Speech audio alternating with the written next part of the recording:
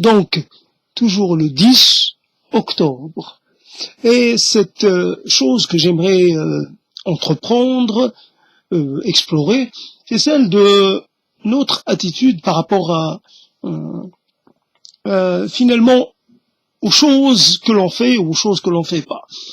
Donc simplement, je pars d'une situation, d'un accident. Donc j'ai un pouf que j'utilise pour surélever mes pieds quand je suis assis. Donc ce pouf, et donc sa face plutôt normalement sa face devant est une face qui est magnifiée, qui est mise en valeur, etc. par des motifs qui sont imprimés, enfin qui sont plutôt fixés dans le cuir par un phénomène d'échauffement, par une sorte d'imprégnation calorique, mais ou calorifique, je ne sais pas comment dire, mais en tout cas c'est un phénomène, ce n'est pas de la sculpture sur cuir, c'est juste une application d'un dessin préexistant, mais normalement ça fait de l'effet. Donc on s'assoit sur la partie visible, et cette partie visible est donc décorée et magnifiée. Et il y a une partie qui est la partie qui est au contact du sol, que d'habitude on ne voit pas. Donc par un accident, donc j'ai retourné, j'ai vu que finalement je vais être plus à l'aise puisque la partie décorée est relativement usée, très usée, et donc la partie qui était elle, qui était au contact du sol, est restée intacte. Donc elle est dure, elle me permet vraiment de retrouver une assise qui soutient mes pieds, et donc vraiment, voilà, donc c'est un pur hasard. Un accident. Jamais je n'aurais fait comme ça, parce que je suis formé de cette façon. Il y a un sens, et ce sens, j'allais dire courant, ce sens habituel, coutumier, et quelque part, c'est un sens qui est normal, qui nous sert, mais quelquefois, il peut nous desservir. Donc il faudrait retourner un peu, pas attendre l'accident, mais provoquer l'accident. Voir si l'on retourne, si l'on inverse une situation, inverse un argumentaire, et si on renverse des paradigmes, si en fait on passe par l'envers du sujet, par la négation, par l'opposition. Si en fait on cherche pas la chose ou l'argument ou la voix qui était mise de côté, dédaignée, rejetée, c'est peut-être la voix qui convient à un moment donné, à une situation donnée. De toutes les façons, on fait selon nos besoins. Et quelquefois, nos besoins, on ne peut les satisfaire qu'en faisant une sorte d'inversion. Voilà, dans la pensée, dans les actes, dans les habitudes, une sorte de voilà, une sorte de retournement, un retournement qui ne va pas auquel on ne va pas s'habituer facilement. Et c'est comme on est habitué à chausser, enfin à se vêtir, et à l'endroit, et à l'avers et l'envers.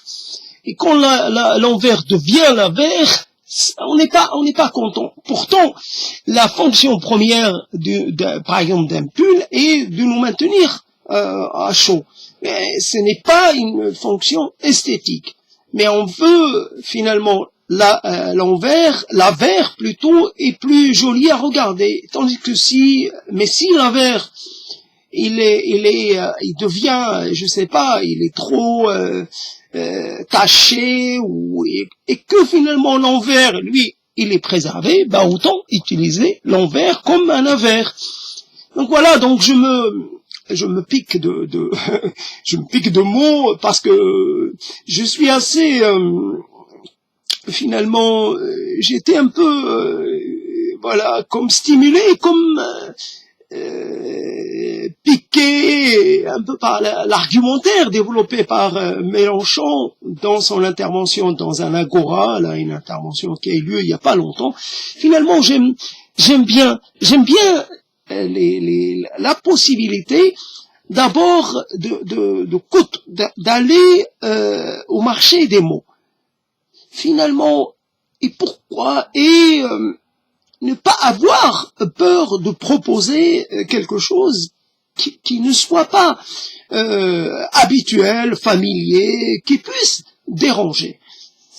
Mais je dépasse le cadre de ce que j'ai pu un peu de ce dont je me suis imprégné pour passer finalement à quelque chose d'un peu différent, un peu plus global, enfin en tout cas qui est global pour moi dans le sens où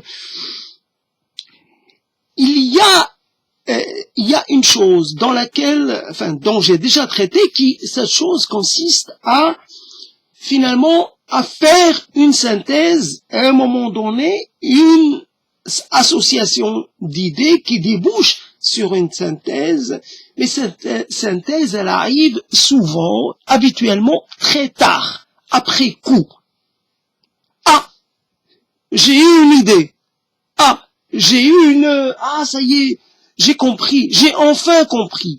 Mais j'ai compris trop tard, 10 ans trop tard, 20 ans trop tard. C'est long, l'association d'idées, c'est long ce processus. Donc j'ai compris, mais malheureusement, je peux plus en faire grand chose. Donc autant ne pas avoir peur de tout chambouler, de créer du désordre de façon volontaire. Et si je renversais cette chose qui était totalement bien pour voir l'effet que ça fait. L'effet que ça fait. C'est vrai, si on renverse, par exemple, un élément liquide très tachant, on va se rendre compte que là on n'a pas eu de chance, on va devoir pour nettoyer, pour remettre les choses dans leur état premier, on va peiner. Mais il y a des choses, ça demande le fait de les renverser, de les faire sortir de leur cadre habituel, c'est pas aussi comment dire, ça demande pas autant d'efforts que ça. C'est uniquement une position, un positionnement dans le domaine des hypothèses, dans le domaine des envisagements. J'envisage cette chose, je la mets en discussion, je la mets en mouvement. Donc, et cette dynamique, je crée une dynamique qui n'est pas une dynamique, j'allais dire linéaire, mais une dynamique faite de choses qui se heurtent, qui se télescopent, mais comme par exemple, je serais au bord de l'eau, c'est vrai, une tempête, ça peut avoir des conséquences, mais il est possible que l'on soit ravi d'assister à une tempête.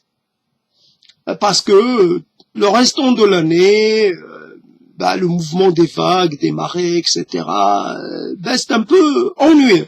Et la tempête, c'est une sorte c'est un spectacle très attirant, voilà, ça nous fait peur, en même temps on est à l'abri, et puis on regarde, on dit la colère du ciel, la colère de l'eau, la colère de l'océan, c'est avoir peur, mais en même temps ne pas prendre de risques.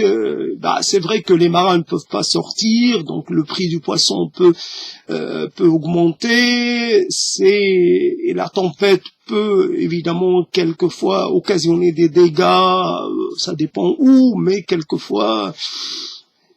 Mais c'est la saison des tempêtes et pourquoi pas, tant qu'une tempête reste modérée, c'est à fait un joli spectacle. Donc quand on provoque comme ça, quand on fait du remous et que le remous ne soit pas trop déstabilisant, on cherche pas à se déstabiliser, on cherche pas vraiment de passer d'un état psychique à un autre.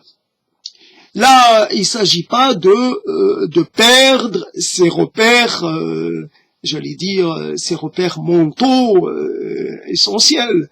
On ne doit pas confondre entre les actes et les actes qu'il faut faire et les actes qu'il faut pas faire. On ne va pas, par exemple, dire que le bien, le mal, on va pas passer, on va pas renverser l'ordre des choses et faire le mal en considérant que c'est le bien. Non, nous gardons une idée très claire des limites, que ce soit des limites morales ou des limites de bon sens. Donc, en fait, créer un désordre très organisé, créer une sorte de chaos, là encore, organisé, pour voir ce que l'on peut en faire. J'imagine que, par exemple, les tempêtes, ça oxygène. Alors, je suis encore dans le côté propos scientifique de Mélenchon. Les tempêtes, ça doit oxygéner. L'eau de mer est peut-être mieux oxygénée que d'habitude, parce que la tempête, ça doit oxygéner. Mais en même temps, la tempête au fond de l'eau, ça doit permettre à des aliments, enfin à des choses de remonter, et donc peut-être ça peut nourrir quelques habitants, donc des éléments organiques qui étaient enfouis. Donc la tempête va créer une sorte va les remettre en mouvement. Donc un élément comme ça très imposant, elle ne veut pas dire qu'il ne remet pas c'est le fait de remettre en mouvement des choses. Quand les choses sont à leur place depuis longtemps et qu'elles s'entassent et que finalement ce phénomène d'entassement conduit à une sorte de fixité ou à une sorte ça les rend indisponibles. On a des forces de l'esprit, là je suis encore dans le mélanchonisme, on a des forces de l'esprit qui ne sont plus activées. Des forces de l'hypothèse, des forces de la suggestion, des forces de la création, qui ne sont plus du tout convoquées. Ah, voilà, je mets en mouvement tout mon potentiel, et encore mieux, mon potentiel inhabituel. Ah, là, il y a des choses qui peuvent m'intéresser. Donc, et c'est vrai, au lieu d'imaginer je suis dans une situation simple, moi, un exemple très simple, c'est d'imaginer que je suis dans une position, dans un moment très, très, très confortable, j'ai pas de soucis particuliers, mais je peux essayer. Peut-être pour passer le temps, pour essayer je sais pas, de ressentir un petit imaginer que ce que j'ai, je peux le perdre, ou ce que j'ai, je peux me retrouver délesté pour une raison ou pour une autre. Donc là, une situation n'est stable qu'en apparence, n'est durable qu'en apparence, mais ce qu'on a, on l'a pour un moment. Et quand il s'agit du temps, le confort, le sentiment de confort, le sentiment de tranquillité, le sentiment d'éternité que nous procure le temps, est un sentiment qui est un sentiment transitoire, un sentiment passager. Nous devons faire en sorte de ne jamais oublier que le temps n'est pas notre allié. Que le temps, qu'il soit, peu importe qu'il soit subjectif ou objectif, il n'est pas de notre côté. Le temps nous impose des actes, nous impose de prendre en compte un certain nombre de déterminants, un certain nombre de fondamentaux et les fondamentaux, il faut s'engager dedans, il faut les respecter.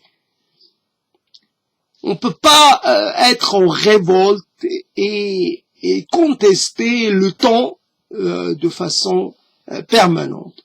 Le temps est plus fort que nous, qu'il soit social ou qu'il soit subjectif, qu'il soit le temps est plus fort parce que on a une temporalité subjective qui est la temporalité de notre corps, de notre et qui fait qu'à un moment donné, on va être dans l'impossibilité d'exercer certaines de nos capacités. Être trop vieux ou trop ceci ou trop cela. Donc faire certaines choses, même un peu se contraindre à les faire, accepter une certaine dose d'inconfort, et parce que le résultat qui ne sera évidemment qui ne se concrétisera que quelques décennies plus tard, le résultat peut-être qu'il pourra se concrétiser très tôt. Le résultat ne pourra être vraiment jugé et estimé que beaucoup de temps après. Mais nous le savons d'expérience. Nous savons qu'un acte, ça oblige, un acte important, ça oblige à des sacrifices. Donc je veux vieillir, mais pas seul. Je veux vieillir accompagné. Je veux avoir des gens qui me restent fidèles. Cette fidélité, ça demande à ce que je me prive d'une certaine dose de liberté et que je me contrains à mettre en place un processus de procréation. Voilà donc la liberté, comme le temps, ce sont des choses évidemment relatives. La liberté de l'instant, la liberté de maintenant, il est possible qu'elle devienne finalement une privauté ou un amoindrissement, ou un appauvrissement, ou un impossible dans quelque temps. Donc j'ai la liberté de décider de ne pas faire, mais finalement cette liberté va me coûter très très cher plus tard. Le problème, c'est qu'on ne sait pas le montant que ça va être, le coût final. Le coût final peut être exponentiel, si l'on peut dire. On pourrait ne jamais pouvoir le mesurer. C'est vrai que, voilà, donc je fais un sacrifice, parce que sans ce sacrifice-là, si je ne fais pas un sacrifice en cet instant, je risque d'être obligé non seulement de me sacrifier entièrement. Je fais un sacrifice partiel pour une sauvegarde totale, pour sauvegarder l'entièreté de mon être dans le futur. Donc là, ce sont des paroles et une façon de dire et de placer les mots qui doit beaucoup à Mélenchon. Et c'est vrai que j'aime ces situations dans lesquelles la parole est plus ou moins libre, la parole enfante, la parole engendre, les mots engendrent d'autres mots, et on est là dans un moment où ce qui compte, c'est de laisser parler l'être en soi, laisser parler les choses que l'on a laissé sortir, les choses que l'on a accumulées, un peu passer, voilà, encore une fois jouer le rôle de passeur, passer des choses à d'autres. C'est en général ce que l'on est. On est des passeurs, on n'est pas des créateurs, on fait que passer. Et c'est un rôle intéressant que d'être là, d'être en capacité de faire passer des choses, de transmettre des choses, de passer le témoin à d'autres.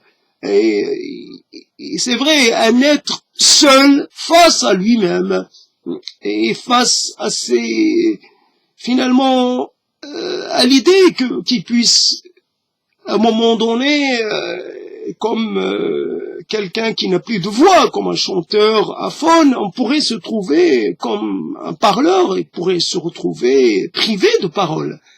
Plus les mots ne voulons plus venir. C'est une possibilité.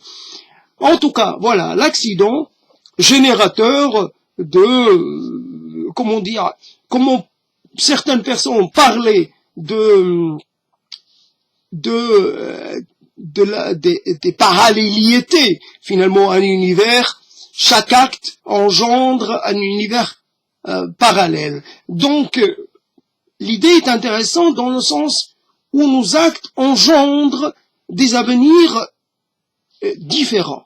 Donc, je fais une chose, ça engendre tout un ensemble d'actes qui lui sont totalement, j'allais dire, infiodés, dépendants. Ces actes sont dépendants d'un acte premier, qui lui est aussi dépendant d'un acte antérieur. Mais à un moment donné, voilà, on décide que je vais faire ça. Ça va engendrer ça. Évidemment, il y a des actes qui sont pas tellement potentiellement, qui ne sont pas très porteurs de beaucoup de possibilités. Mais il y a des actes qui sont beaucoup plus riches en possibilités et en potentialités. Comme dans cette idée d'univers parallèle, il y a quelquefois un acte qui va donner naissance à un univers parallèle, mais cet acte est relativement mineur.